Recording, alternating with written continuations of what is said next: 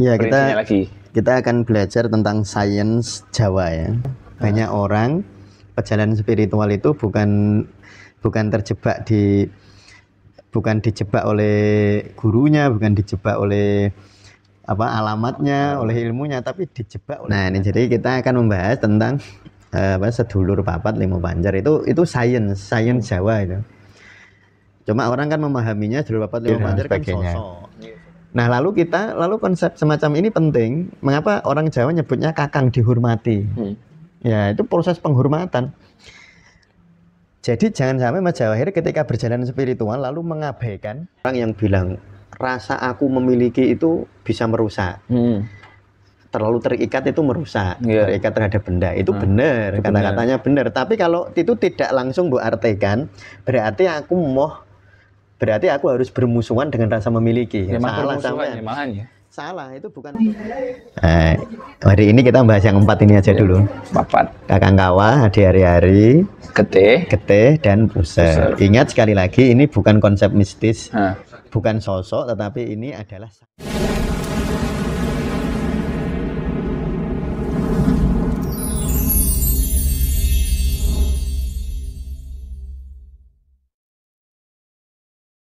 Assalamualaikum warahmatullahi wabarakatuh. Waalaikumsalam warahmatullahi wabarakatuh. Kali ini di Ngaji Tasawuf Saintifik.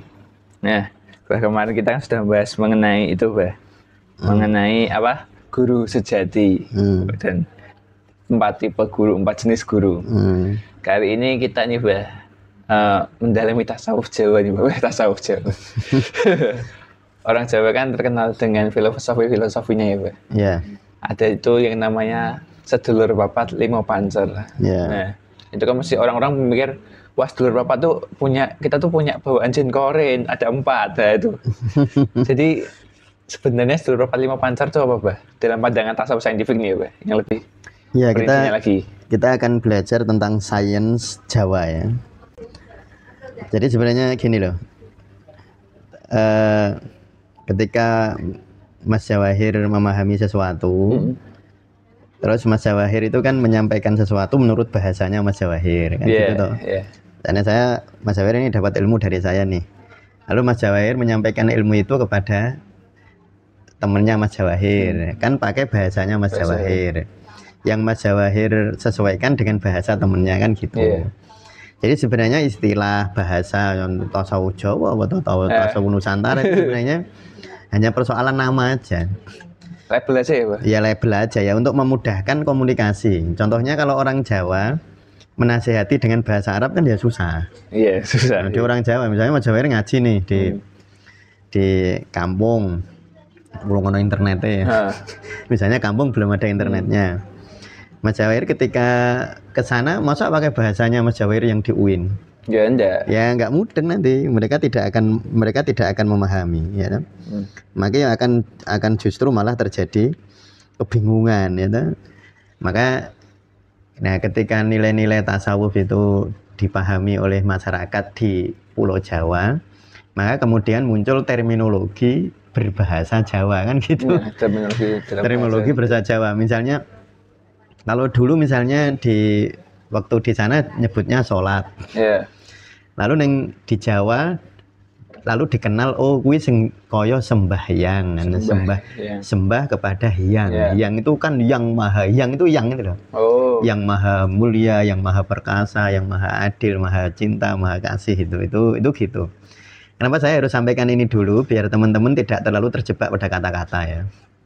Oh iya. Ya, padahal substansinya sama ya, Pak. Ya, substansinya sama. Nanti kalau tak jelaskan kan podo ae. Ya, jadi jangan terjebak pada kata-kata. Kemarin sudah saya bilang ya, banyak orang perjalanan spiritual itu bukan dijebak oleh gurunya, bukan dijebak oleh alamatnya, oleh ilmunya, tapi dijebak oleh belantara kata. Jadi kita banyak terjebak di belantara kata-kata karena terlalu sibuk ini kata-katanya, di kata-kata. Padahal sebenarnya substansinya bodoh. Nah, ini jadi kita akan membahas tentang sedulur papat limo pancer. Itu sains Jawa itu. Cuma orang kan memahaminya Sedulur Papat Lima Pancer kan sosok. Iya, sosok. Misalnya Kakang Kawah misalnya. Kakang Kawah kan terus dimaknani seperti orang yang lebih besar dari kita, karena kan ini kakang ya. Lebih besar dari kita, lalu bentuknya kayak gini, wajahnya kayak gini. Lalu berhalusinasi lah orang yang kayak gitu. Akhirnya halusinasi, dia melakukan tafakur atau dia nyebutnya zikir atau semedi atau apalah gitu. Nah tiba-tiba ada datang makhluk, oh, itu aku kakang kawahmu. Itu yang sering kali itu malah justru itu halusinasi. Nanti di hari-hari nanti bentuknya misalnya begini, orangnya kecil, wajahnya putih, gini dan seterusnya. Jadi itu bukan sosok Mas. Jadi itu sebenarnya sains psikologi. Jadi itu sebenarnya psikologi, konsep psikologi yang sangat selaras dengan budaya Jawa ya, sangat selaras. Misalnya ini contoh ya, Kakang Kawah. Kakang Kawah itu sebenarnya menunjukkan atau merujuk kepada insting biologis kita. Insting biologis ya? Insting biologis ya. Jadi misalnya Mas Jawahir, kalau jam sekian haus, harus makan, minum, lalu mempunyai kecenderungan seksual terhadap lawan jenis. Itu semua itu adalah naluriah alamiah secara biologis yang fungsinya makanya disebut kakang. Dia fungsinya adalah memberi wadah bagi ruh kita. Wadah biologis, sistem biologis. Jadi sebenarnya Kakang Kawah itu maknanya itu naluri dasar. Naluri dasar manusia ya, kayak makan, makan, minum, tidur, BAB termasuk ya? BAB, buang air kecil dan sebagainya. Nah lalu konsep semacam ini penting. Mengapa orang Jawa nyebutnya kakang dihormati? Ya itu proses penghormatan. Jadi jangan sampai Mas Jawahir ketika berjalan spiritual lalu mengabaikan hal itu tadi, mengabaikan sistem biologis itu. Makanya Rasulullah kan sering kan hadis yang kita dengar, tubuhmu punya hak, istrimu punya hak, gitu kan. Pantesan Rasulullah pernah melarang sahabatnya pengen puasa terus misalnya. Ya tentu itu kan dalam konteks sahabat itu loh ya. Dalam konteks sahabat itu karena mungkin Rasulullah kan tahu sahabat ini itu orangnya bagaimana sehingga Rasulullah lalu menghentikan istrimu punya hak, tubuhmu punya hak juga. Nah, artinya itu sebenarnya di dalam hadis secara substansi ya menghormati Kakang Kawah itu. Jadi kan gitu. Jadi bukan jangan dimana Kakang Kawah itu sosok. Jangan mengabaikan itu ya biologis ya. Ya jangan mengabaikan, dan makanya kalau di dalam Islam kan tidak ada istilah selibat. Selibat itu nggak mau nikah itu loh. Oh iya. Ya tentu ini tentu tidak bisa kita generalisasi untuk semua orang ya. Tetapi secara umum kan Rasulullah sering nikahu sunnati kan gitu ya. Nikah itu sunnahku karena itu bentuk penghormatan terhadap Kakang Kawah dalam proses biologis, karena itu mempertahankan sifat-sifat naluriah kita dan mempertahankan spesies manusia. Nah kalau nggak ada seksualitas, nggak ada hubungan seksual, manusia punah. Iya sih. Ya, jadi sebenarnya itu bentuk penghormatan ya. Lalu disebutlah Kakang Kawah. Kalau dalam bentuk fisiknya kan dia kawah atau air ketuban kan. Iya. Memang air ketuban itu memvibrasi ini Mas. Nah, paling memvibrasi energi naluriah dari leluhurnya ke ini. Ya kayak ini loh, kayak download data lah gitu. Nah, jadi download datanya itu bisa lewat Kakang Kawah. Data tentang ingatan seksualitas, tentang sifat-sifat termasuk. Iya, itu sebenarnya itu Kakang Kawah itu. Nah, dan hormati itu. Makanya puasa dalam Islam itu puasa ono watese ya. Puasa ngebleng itu dalam kasus tertentu ya, dalam kasus syariat ya, di dalam ranah syariat itu kasus-kasus puasa ngebleng itu kan tidak dianjurkan dalam agama. Ya karena itu penghormatan terhadap Kakang Kawah itu. Ya, dipaham ya Kakang Kawah itu apa gitu ya. Itu bukan sosok, Mbak Rani sosok. Bentuknya kayak apa ya Kakang Kawah itu? Besar. Besar karena kakang kan. Kayak kakang. Nah, itu yang jadi problematis orang-orang ketika dari awal sudah disugesti bahwa Kakang Kawah itu sesosok. Nanti dia waktu zikir atau waktu apa munculnya sosok. Karena halusinasinya nanti muncul gitu, dan itu kan problematis bagi pertumbuhan spiritualitas. Sebenarnya bukan pertumbuhan kejiwaan, psikologi juga apapun ya malahnya beresiko sih. Kayak gitu itu, memahami kayak gitu itu. Nah itu ya, jadi itu kakang kawah itu naluri biologis atau dasar. Kalau di sistem otak kita Mas, ini kan sains ya kita ya. Itu ada otak, ada namanya otak mamalia, ada namanya otak ini apa kayak binatang ini loh, melata apa namanya amfibi tuh kayak gitu itu loh. Kan ada otak namanya, di otak itu ada namanya batang otak. Jadi kakang kawah itu workshopnya atau tempat dia berekspresi, mengatur ekspresi dari kakang kawah itu batang otak.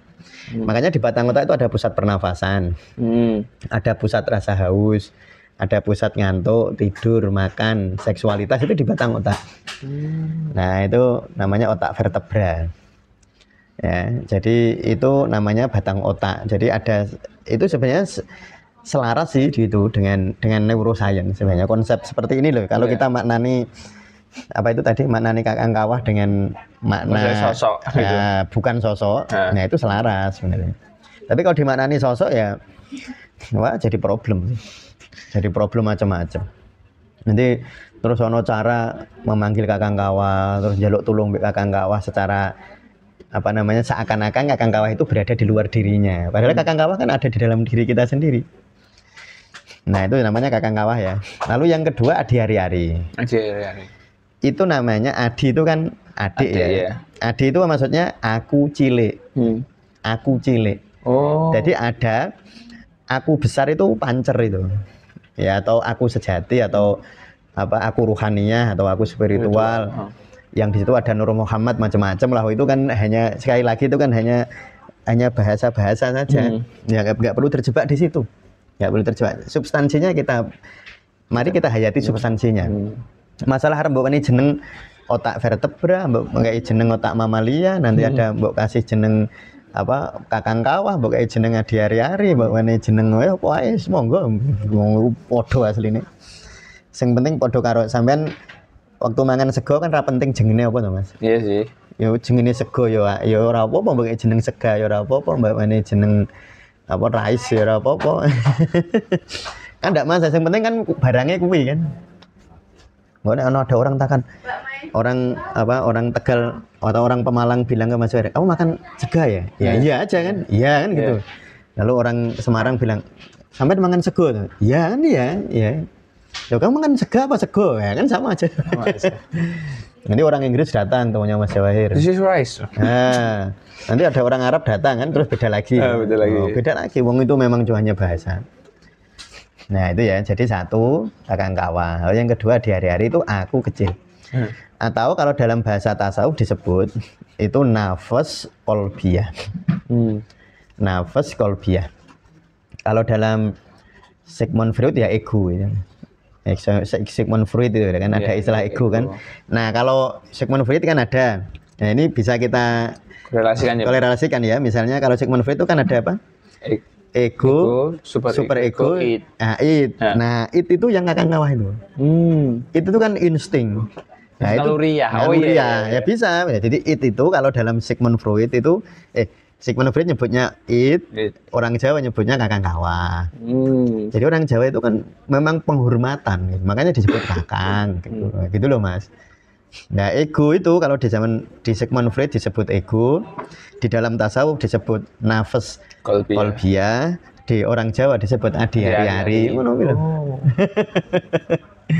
Wah, jadi jangan membayangkan sosok adi hari-hari Mas Jawahir itu warnanya apa warnanya? Oh, tingginya sekian, rambutnya sekian, wajahnya begini, persis sama Mas Jawahir misalnya gitu ya. Itu ya. Nanti saya khawatirnya kalau kita berpikir seperti itu nanti jadi problem mental dan jadi halusinasi itu. Jadi halusinasi, membingungkan banyak orang malah. Jadi adi hari-hari itu disebut adi karena memang sebenarnya dia itu aku, tapi aku yang harus dilampaui gitu. Jadi bukan aku yang sejati, dia adi. Jadi Mas Jawahir ketika bilang ini HP ku, karena dia bilang punya toh, Mas Jawahir harus melampaui. bahwa yang bilang ini HP-ku itu Mas Jawahir sebagai Jawahir yang lahir tahun sekian, kuliahnya di sini, bapaknya namanya ini, ibunya nama ini. Mas Jawahir sebagai aku di hari-hari. Tapi bukan aku yang sejati. Kalau aku yang sejati tanpa identitas. Yang kalau saya podcast sama Mas Fatih yang disebut aku bukan aku. Dan aku itu bukan aku. Nah gitu. Itu yang disebut aku sejati. Ya, yuk, jangan bingung juga. Kok aku itu pakai istilah sejati? Kan harusnya pakai bahasa Arab ya. Ya namanya kalau bahasa Arab namanya apa? Nafas ruhaniyah. Ya tapi itu sekali lagi. Kalau Mas Jawahir mau membuka diri, jadi pikirannya pikiran terbuka dulu. Yeah. Terbebas dari konsep-konsep, konsep-konsep kebahasaan. Mas Jawahir masuk ke ruang-ruang spiritual yang lebih dalam. Nanti Mas Jawahir akan menemukan intisarinya. Tapi kalau Mas Jawahir sudahlah, ini ilmu Jawa ini, ini sesat ini. Nah sudah, Mas Jawahir kehilangan kesempatan untuk mendalami berlian-berlian yang ada di dalam benak-benak para wali di tanah Jawa. Padahal itu permata-permata yang sangat indah. Ya cuma karena dijebak oleh kata-kata, kakang kawah di hari-hari dijebak lah. Tidak bisa menemukan mutiara yang tersembunyi. Iya. Nggak mungkin menemukan mutiaranya. Karena kan langsung sampean lungo, nggak mau masuk sampean. Wah ini sesat ini, wah ini musyrik ini. Ya sudah, sampean kehilangan kesempatan. Misalnya, kalau dalam psikologi kan ada Freud, ada Jung, ada Maslow ya. Terus ada itu siapa yang behaviorus itu, psikologi behaviorus itu. Nah itu kan Mas Jawahir kalau dari awal sudah lah itu mereka orang Islam, gak usah sinau, sampean kehilangan mutiaranya.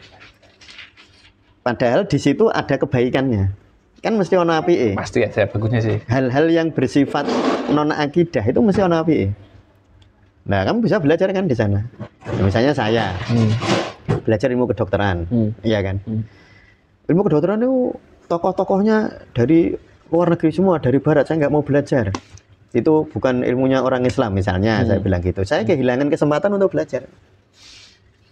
Makanya jangan sampai Mas Jawahir terjebak dalam belantara kata. Ya dilihat aja di substansinya nek apik, ya diambil. Kan kalau ada kebaikannya kan, ternyata kakang kawah itu bisa dikorelasikan dengan tasawuf. Bisa dikorelasikan dengan Jung. Ya, bisa dikorelasikan dengan Sigmund Freud, Abraham Maslow. Banyak. Itu ya. Jadi di hari-hari itu aku psikologis atau nafas kolbia. Atau kalau orang Jawa nyebutnya di hari-hari, ya itu. Dan kita harus menghormatinya. Wong iku adimu kok. Nah, iku mau kakangmu yang merupakan naluriah yaitu kamu harus menyayanginya, menghormati, dijaga. Aku juga gitu, jangan mbok musuhi. Contoh, Mas Jawahir ketika merasa aku punya HP, kan ada misalnya orang yang bilang rasa aku memiliki itu bisa merusak. Terlalu terikat itu merusak, terikat terhadap benda itu benar, kata-katanya benar. Tapi kalau itu tidak langsung mbok artikan, berarti aku harus bermusuhan dengan rasa memiliki. Salah sampean. Salah, itu bukan untuk dimusuhi, tetapi untuk dihormati dan disayangi. Disadari ya, Pak. Nah, disadari nanti akhirnya terlampaui gitu. Jangan sampai masuk ke orang membenci malahan ya, Pak. Ini contoh gini ya, ini banyak orang yang sebenarnya kurang tepat memaknainya itu kan gini. Misalnya hubud dunya ra'su kulli khoti'ah. Mencintai dunia atau tergila-gila kepada dunia itu pangkal dari segala kerusakan.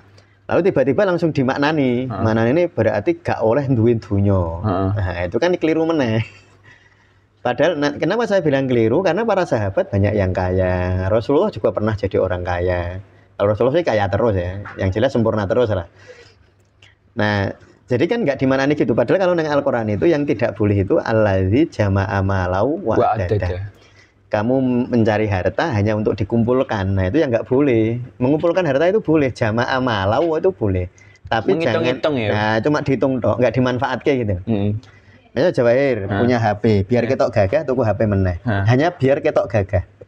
Wah HP ini terlalu, padahal ora kanggo gitu.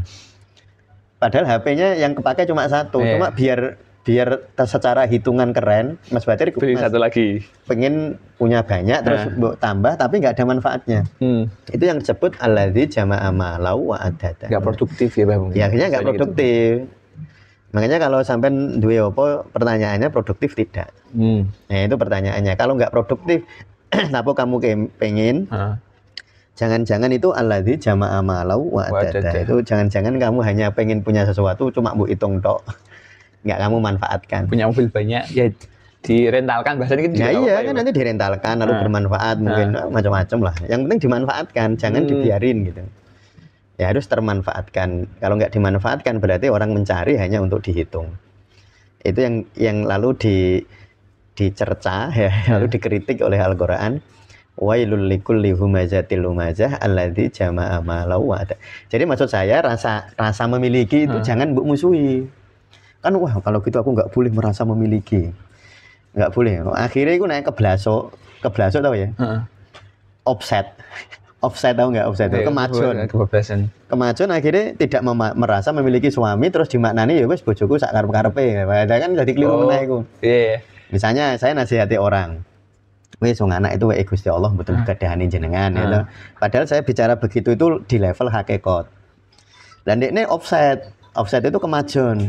Oh berarti anak itu ora anakku ya wis tak bareke ra tak kei mangan ra tak ngono. Lah itu kan sampean keliru jadi. Nah itu loh maksud saya itu. Ojo kemajon. Nah sebenarnya pentingnya guru, pentingnya pendamping itu di situ loh Mas. Untuk saling mengingatkan ini kemajon pora gitu. Ya jadi ya bener sampean kan orang itu main bal-balan. Striker itu paling bagus kan memang berada di depan. Tapi kan nggak boleh kemajon. Nggak boleh sampai offside. Tapi nek kemunduran ya orang ngegol kayak ngo, iya enggak? Nek kemajuan offside, gimana? Ya pakai ben pas iku piye? Dan itu nggak bisa, setiap orang selalu kriterianya berbeda.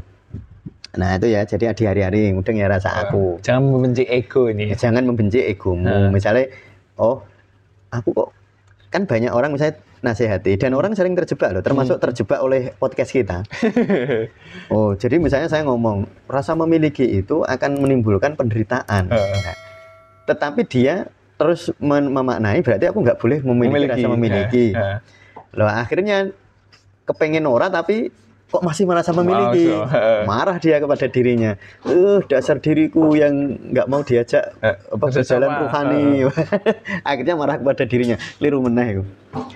Ya jadi ya sudah kalau kita misalnya merasa memiliki HP ya dirasakan ya disadari oh iya aku merasa memiliki HP ya udah disadari gitu aja jadi dilampaui gitu loh Mas.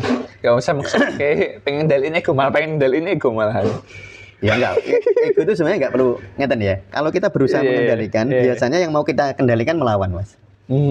Coba Mas Jawahir kalau tahu misalnya ibunya mau mengendalikan Mas Jawahir kan rodo-roso jengkel kan nah langsung sedikit banyak melawan kan wah aku segede kok atur terusan gitu kan sama tubuh kita insting kita itu kalau kita atur terlalu ketat ngaturnya melawan mereka itu disadari aja disadari ya misalnya sampean kepengen maem maem itu kan tadi kakang kawah tuh keinginan makan gitu kan kakang kawah ya naruriah tuh. Ya kakang kawah ketika bilang begitu ya sudah oh iya kakangku kepengen maem ya sudah gitu ya cuma nanti kan muncul nanti kan kalau dilampaui itu kan gerakan kita adalah gerakan yang dikawal oleh keberkahan Allah itu loh Mas tapi kalau nggak kamu sadari atau kamu marah kamu lawan nanti isinya perang tok awakmu nanti konflik batin nanti jadi penyakit psikosomatis malah. Ya itu jadi kakang kawah terus hari-hari terus geteh ya geteh itu kalau di dalam Al-Quran di dalam hadis ada innas syaitona yajri majrad dam jadi setan itu mengalir di dalam aliran darah itu ada istilah begitu di dalam hadis nah yang makanya darah itu sebenarnya tempatnya emosi tempatnya pikiran dan perasaan itu darah jadi darah itu bisa kita sebut kalau dalam psikologi Jawa, sains Jawa disebut apa? Disebut geteh ya. Geteh. Dalam ilmu tasawuf disebut kolbu. Kolbu itu kan jantung itu. Jantung. Nah, jantung itu kan pusatnya peredaran darah ya. Kalau di dalam otak ada namanya sistem limbik. Nah, kalau tadi batang otak, tadi kakang kawah. Kalau rasa aku itu neokorteks. Neokorteks ya. Rasa aku tadi yang ada di hari-hari itu. Lalu kalau emosi ini apa namanya? Kalau emosi itu sistem limbik namanya. Ya nanti kapan-kapan saya buat ini ya. Jadi ada namanya korteks, ada namanya neokorteks, ada namanya sistem limbik, ada namanya batang otak dan lain sebagainya lah ya. Itu neuroscience-nya. Tapi selaras sebenarnya, nggak ada pertentangan sih. Seandainya ada pertentangan itu di persepsi saja, di persepsinya ya. Jadi kalau di dalam Jawa sedulur papat lima pancar itu ada istilah geteh, maka di dalam tasawuf ada istilah kolbu, nanti di dalam otak ada istilah korteks. Nah, korteks ya, korteks otak itu yang jadi Mas Jawahir kalau melihat sesuatu lalu diolah di otak, nanti di korteks itu ada korteks yang tugasnya sekunder, ada yang tugasnya primer. Lah kesatuan dari itu semua itu menyebut dirinya Adi Hari-Hari atau aku cilik. Ya, itu aku cilik. Nah, jadi geteh itu kolbu itu pikiran dan perasaan. Yang kalau di dalam neuroscience berada di sistem limbik. Perasaan itu nanti di situ ada amigdala, ada hipokampus ya, ada hipotalamus ya, itu sistem limbik namanya. Ya, itu sistem limbik. Itu pusat perasaan, pusat emosi. Nek coro nganu geteh. Nah, orang Jawa, sains Jawa nyebutnya itu geteh. Ya. Jadi kakang kawah itu naluri. Naluri, Adi Hari-Hari. Naluri tempatnya di batang otak. Oh, naluri tempatnya batang otak. Ya, batang otak. Terus kalau Adi Hari-Hari itu aku atau nafas kolbiah. Nah, tempatnya di kesatuan korteks. Ya, neokorteks. Nah, belum neokorteks. Nah, ini neokorteks nanti beda. Nah, di korteks ya. Nah, di korteks. Nah, lalu geteh itu emosi, tempatnya di sistem limbik. Ya, itu. Jadi ketika seseorang itu geteh jadi ditotoh geteh atau dibersihkan darahnya, itu sebenarnya maknanya membersihkan emosinya. Maknanya karena istilah setan itu kan sifat, Mas. Jadi jin itu sosok, jin itu ada sosok. Memang jin itu dalam Al-Quran jelas ada ya. Ada sosok. Nah, setan itu iso menungso, iso jin. Makanya ada min sayatinil jinni wal insi. Jadi setan itu maksudnya sifat. Makanya setan itu sifat-sifat emosional itu mengalirnya di dalam darah, di dalam geteh. Jadi geteh itu pikiran dan perasaan ini. Dan Mas Jawahir harus menghormatinya. Itu bagian dari dirimu, Mas. Ya, bagian dari dirimu. Artinya gini, kalau Mas Jawahir emosi, marah atau berpikir, hormati pikiranmu loh, Mas. Kan dulu pernah kita podcast overthinking. Iya, overthinking. Nah, overthinking itu kan kakean pikiran. Iya. Lalu bagaimana caranya? Ya menghormati pikiran sing kakean, Mas. Oh, alhamdulillah masih bisa berpikir. Nah, gitu. Minimal ya, gitu. Ya minimal itu, oh ternyata saya bisa mikir ya. Gitu, ya toh. Ya pikiran masalah bener apa salah itu kita nggak tahu. Relatif lah. Yang selain Allah itu selalu relatif ya. Jadi pikiran kita itu ya iso bener iso salah, perasaan kita iso bener iso salah. Tapi bukan berarti ketika dia salah lalu kita marah. Contohnya gini. Mas Jawahir ini dua murid nih. Kelas 1 SD, kelas 1 SD punya murid. Terus Mas Jawahir nanya, 5 tambah 11 berapa? Dia jawab salah. Sampean kalau marah sama yang jawab salah itu sampean guru sing bener apa ora? Wong cah cilik mbok takoni ngono. Salah kan biasa. Ya biasa sih. Ya biasa, salah itu biasa. Salah itu bukan kejahatan gitu loh maksudnya. Jadi pikiran yang salah itu belum tentu kejahatan, perasaan yang salah belum tentu kejahatan. Perasaan yang salah. Iya, perasaan yang salah misalnya. Kan kadang-kadang perasaan kita itu tertipu kan? Iya. Wah, seneng mbek wong, wah ternyata ora kaya seperti yang kita harapkan, ekspektasikan. Dan itu sering salah kan pikiran kita. Perasaan kita sering salah dan itu kamu tetap kamu sayangi gitu. Jangan pikiran dan perasaan terus mbok musuhi. Akhirnya mau mikir asli nih itu bukan mau akhirnya ketika mau mikir malah kepikiran terus gitu. Nah, nanti jadi terjebak di situ. Jadi sayangi saja. Makanya saya selalu menyebut jalan kesufian itu jalan cinta. Jalan untuk menyayangi. Tapi Mas Jawahir kalau duwe murid atau nanti duwe anak ya, duwe anak lah. Duwe anak kelas 1 SD mbok takoni, baru masuk nih SD. Buat takoni 1 tambah 1 bisa jawab ya. Dua. Terus ketika wis nek 5 tambah 5 dia masih bisa ngitung. Terus buat takoki 6 tambah 11, saya langsung ngitung kan ininya, tangan jarinya. Terus jawabnya salah. Nah, Mas Jawer sebagai ayah memarahi anak, kamu itu sakjane mudeng enggak to? Kan ngono to. Bapaknya sing ora mudeng berarti. Bukan anaknya. Ya anak kalau umur segitu nggak bisa kan wajar aja. Jadi hormati perasaanmu. Mungkin perasaanmu salah, mungkin pikiranmu salah. Aku ini tak nganu loh. Wis tak membuat jurnal Mas Jawer ya. Wah, ini jurnal aku sampai banget loh. Tapi kok salah terus. Nah, akhirnya Mas Jawer jengkel mbek pikirannya kan. Padahal pikirannya harus kerja keras loh. Tapi terus mbok marahi. Nanti akhirnya Mas Jawer bermusuhan dengan pikirannya sendiri. Wah, tambah ruwet kan. Sebenarnya kalau overthinking, berpikir banyak berpikir lah. Itu jane apa? Yang enggak bagus itu banyak berpikir yang enggak disadari. Enggak sadar berpikir.